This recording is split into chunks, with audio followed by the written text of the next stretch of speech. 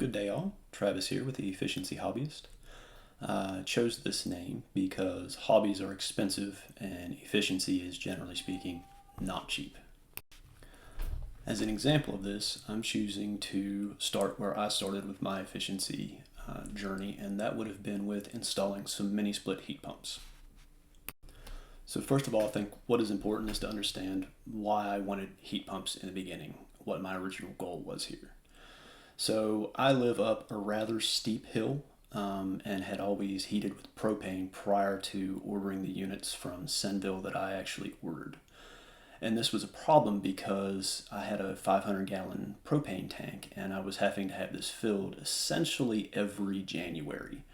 And unfortunately, the area that I live in West Virginia, it usually gets kind of nasty weather-wise during the first few weeks of January. It's colder, it's icier, it's snowier. So the trucks were actually having issues getting up my driveway to reach my tank to fill it, which gave me a lot of tank anxiety. So let's start out with what is the home enclosure. So this is a log home kit which comes in a couple different flavors. I'm not going to bore you guys too much, but more or less, this one is built more so that the layer above it is stacked directly on top of the layer below it, and then you screw through those two layers with structural lags as you go up in the walls. Then, once that is done, for an air continuity barrier, they more or less just caulk the inside and outside seams. So in this instance, there is no chinking, no insulation between the logs themselves.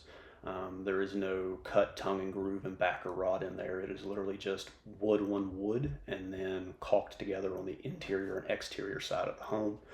As you can see in this photo, the logs are approximately 7.5 inches thick at the widest point, and then they taper back. This is, in my opinion, probably one of the easier assemblies to maintain that air barrier. Because primarily you're just worried about your open penetrations instead of wondering about whether that backer rod is continuous throughout the entire length of that log run. I have some friends that actually have the backer rod style, and I don't know about their air infiltration, but they certainly have had some water infiltration through the years. So more or less, if water, bulk water is coming through there, then I will guarantee you that air is also making its way through. This is the west-facing exposure, which contains a number of windows. 3 of those windows behind the blinds are 36 inches wide by 72 inches tall, and then on the opposite side there are 2 more of that same dimension, in addition to the 3 large picture windows. So the reason I make such a large deal about the number of windows on this particular wall is every window and door in this house was completely unflashed at this time. So there were very large amounts of air infiltrate as well as bulk water infiltrate that were coming and going from the building assembly with zero impedance from that standpoint. Another thing you'll notice here are the 2 large garage doors, as this had an integrated garage below the living space on the first floor. This was blocked off from the internal living space in the downstairs floor, but the air sealing there was almost non-existent. Here is the southern face, followed by the eastern face with technically no penetrations on this side, and ultimately the north face of the building. So in terms of the inside, this is a cathedralized living area. This was facing the west wall, which catches all the afternoon sun. This room is a combination of open living space area, living room, kitchen, dining room, hallway, and the cathedralized area is approximately 23 to 23.5 feet long before the central part of the house drops down to a standard 8-foot ceiling. And then in the bedroom area, it jumps back up to the cathedralized before dropping back down again for a walk-through bathroom, closet, bathroom situation. Now that you know what the inside and outside of the house look like, I feel like that'll make it a little bit easier to understand what the cubic and square footage kind of looks like with this house. So if you actually just go by the rough dimensions, we're looking at 27 feet wide by approximately 64 feet long. So if you were just going off a square footage calculation, that comes out to 1,728 square foot floor plan. However, due to the cathedralized nature of both the living room and in the bedroom, the cubic footage is much closer to if you had a standardized 8-foot ceiling across the entire house. That's more like a 2,050 square foot enclosure. If you had 9-foot ceilings, that's much closer to an 1,850 square foot. And if you had 10-foot ceilings across the entire enclosure, it'd be closer to a 1,650 square foot build. One last note about air infiltration. So if you're thinking that this won't apply to your home, I alluded to this a little bit earlier, but there was no air sealing, no flashing, no nothing around any of the windows, any of the doors. The ceiling across the entire enclosure is tongue and groove pine with no air barrier, nothing up there. So all they had was the boards were nailed directly to the studs, and then they had an R30 bat thrown over top of that. So in terms of air leakiness, I don't have a blower door for this, but it literally could not have gotten a whole lot worse than this was. All right, that part out of the way, let's talk about what the mechanicals were prior to installation of the mini split heat pump.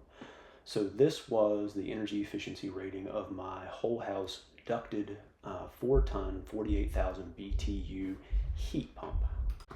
One other differentiation I would like to make here is that this is not a cold weather rated heat pump. This is a regular heat pump, which simply means that it can't heat to the same degree temperatures in terms of cold weather as a cold weather rated heat pump would. So essentially, once this unit got down to 36 degrees, it would stop the heat pump mode and convert over to the propane furnace mode.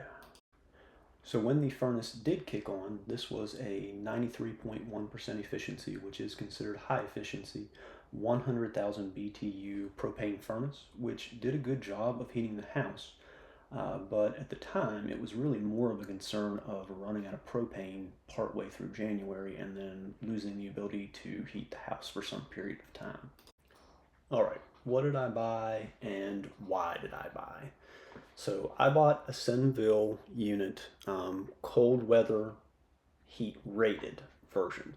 So for them, that's their Cena line / Aura line. So they also make one that is not specifically for cold weather rated. That is their Leto line. I would personally stay away from that if you want to use your system in truly cold temperatures. If you don't, if you're somewhere, where the average temperature doesn't drop much below freezing, then the Litos are a little bit cheaper. But I really wanted the Cena specifically so that I would get the cold weather heat pump. So the exterior unit on mine is a 30,000 BTU unit, and then I have an 18,000 BTU head in my living room, as well as a 9,000 BTU unit in my master bedroom. So this unit was only to heat and cool the upstairs floor on my house, which is primarily the only floor we lived on at this time. The only thing downstairs were some bedrooms, but we weren't really using any of those at the time. And primarily I needed the supplemental heat seemed to be a bigger deal upstairs than it was downstairs. For the OCD people wondering why this wasn't mounted in the middle of the room, this actually blows into an open bathroom door on the opposite side of this room, and the air flows through there, through a walk-in closet, into another bathroom before it joins back in with the master bedroom. This is not going to be an installation video, but a word of caution: do not underestimate how much these things condensate year-round. I did and ended up having to put a tray under this because there's an actual entryway door located on the floor below this.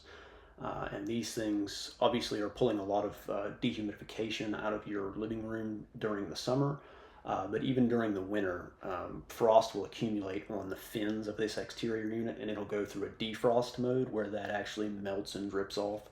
And you could potentially end up with a large icy mess underneath this every winter. So just fair warning, guys. So now what everyone wants to know is, did this work? Well, this first image was actually taken on December 10th, 2020. And for those of you who are used to filling up a propane tank, they typically only fill them around 80%. I think this one was slightly overfilled beforehand, but that means that I used almost no propane up until December 10th of this year. In addition to that, this picture was taken January 6th of 21. And for those of you keeping tabs, this is typically the time of year that I would have to refill my tank. So what this did for me was not only alleviate my tank anxiety, but it also eliminated the more costly winter fill up that I would normally have to do. So I would usually lock in a rate because I own my tank during the summertime and have it filled with the understanding of come wintertime, whenever I needed that refill in January, I would just have a fixed price. So what that looked like was the cheapest one I ever got to sign for like the winter heating agreement, I think was $2.40 a gallon for propane. So if I eliminated a basically a 400-gallon fill at $2.40 per gallon, that was a savings of $960 that year. I don't remember exactly what my tank percentage finished this year with. I didn't have an image of it, but I have 55% stuck in my mind is how much I used the entire heating season for this particular propane tank. So for me, this was like a massive win. And I know a lot of you are asking the question, okay, so you did save on propane, but this thing doesn't run for free. How much energy did you actually use to heat with electricity? All right, this is all of the energy usage notated from my power bills from in and around this time frame. So I actually got this heat pump up and running in late to mid-September of 2019. So I just started out fresh with the following month in October. So there are a few things here to notate. So this is October, November, and December of 19, and then January of 20. And then the same month the following year of each set.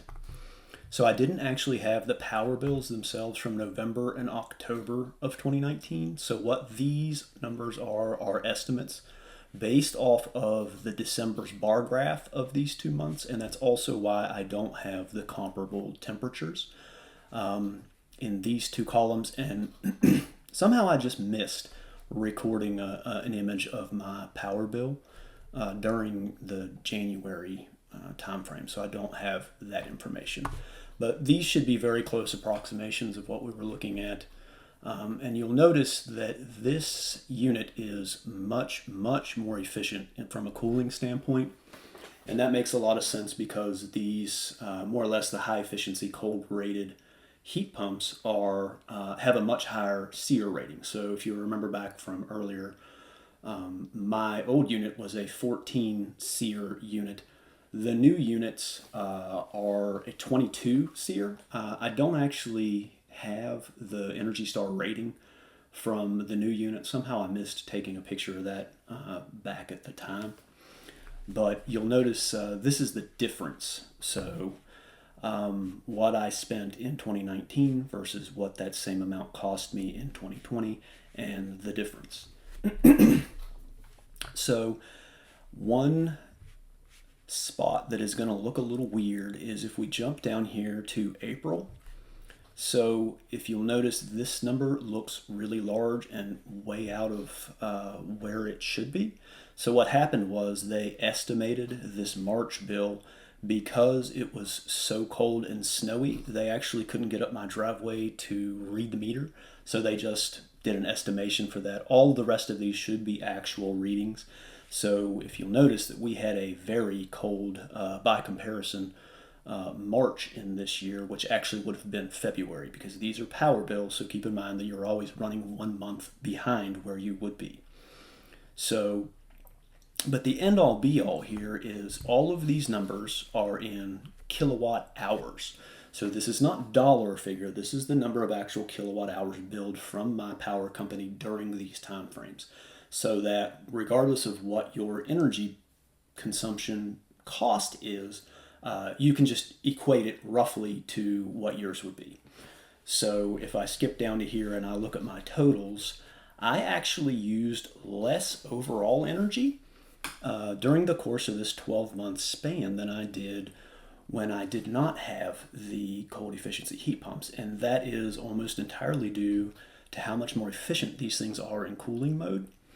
So this looks like kind of an impressive number, but honestly, if I calculate it out at the 13.5 cents per kilowatt hour that my electricity is today, this would have saved about $150. So if you really want to look at this, I would almost call the efficiencies a wash. Yes, I did save a little, but you're going to notice that there's obviously no 2 years are identical in terms of, well, what did this look like?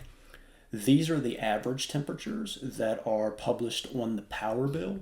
So an average temperature doesn't always tell you a whole lot because due to how efficient these things are when it's, in the 30s and sometimes even in the 20s, it doesn't necessarily convey how much energy you're going to use when it's really cold outside, because the really cold days are buffered by the warmer days that you'll run into in a month. So typically we have at least 1 week, 5 to 7 days of Arctic blast temperatures in the area of West Virginia that I'm in.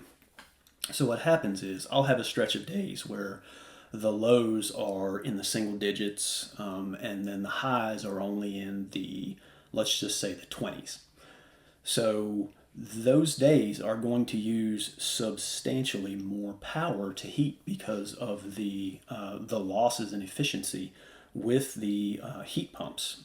Now, despite the fact that they do still produce heat when it is very cold outside, single digits and less, you do pay a little bit more of a premium because your efficiency drops down. So what am I meaning when I say efficiency? So if most of these air conditioning units are rated at 47 degrees outside. So when it's 47 degrees outside, that is what the coefficient of performance is rated off of. So the particular Senville units, if I'm remembering correctly, had a coefficient of performance of around 3.5 to 3.6.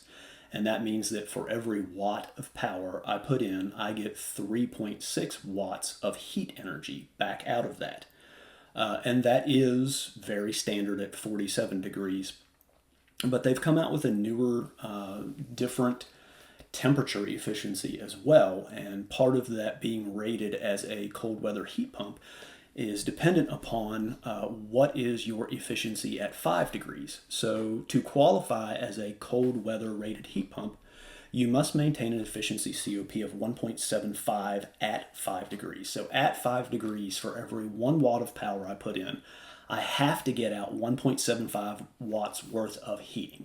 So that is what that means, and that is why you can't necessarily compare year to year, because if you had a really cold year one year and a more mild the next year, then it's not, the results are a little muddied. But this is an entire years worth of heating and cooling with both of these units. So obviously I did spend some more power during certain months when I was heating, but the amount of propane that offset was so phenomenal that it isn't an issue for me. So if I drop down here and I look at, well, typically for the 4 years that we had lived here before I put these heat pumps in, I would regularly go through right around 600 gallons of propane. So what did that look like? That was a 400-gallon refill from very nearly out sometime in January. And then I would need another 200 gallons to get me through to top back up before the following winter. So whatever I used from the end of January when I filled to the end of the heating season usually equated to about another 200 gallons. So consistently I purchased 600 gallons of propane per year up until I put in the heat pump. Once I put the heat pump in, I was really only paying for this time frame, I was only paying for about 200 gallons. So when it was really cold in the previous winters, cold as in single digits here in West Virginia, that's really cold for us typically. what that meant was I would use anywhere from 2 to 3% of my propane tank per day when it was that cold. But despite the fact that I did still use some propane, most of the time my house was able to be heated entirely or almost entirely from just the heat pumps. So what my goal was here is I would set the heat pumps at, let's just say, 72 degrees, and the furnace I would set to 70 degrees, the whole house furnace. So if it got down to 70 degrees, that would automatically kick on and boost me back up, and then that would not turn back on until it was below that set temp again. So the savings in propane that I saw between December and January, only using roughly 7-ish% of my tank, was really just the boost capacity to keep that temperature comfortable in the house. And as it warmed up throughout the day, it would be 100% heat pump. So really, this was only kicking my main system on either at night when it was really cold, or if I had a really long frigid week of cold temperature. So for me, I roughly saved almost $1,000 a year this first year between 2019 and 2021 for those, the difference between those two heating and cooling seasons. So I can't guarantee that everyone else is going to have the same, level of impact that I had, but for me, I was absolutely blown away with the amount of savings that I saw with this unit. It was, just far and above what my expectations had been. So no other energy improvements were made to the house during this time frame, and that's kind of a big deal because this was sort of the thing that the bug that bit me from an efficiency standpoint. So I literally spent the next 5 years down a journey of, well, what else can I do? This system technically paid for itself within the first 2.5 years, just in propane savings. But in addition to that, there were a lot of comfort benefits that come with a mini split that you just don't get with a lot of other heating and cooling options. So I do have other videos that I intend to make. This was the first swing at making a YouTube video, so sorry for anything that may have been a little unpolished or unkempt.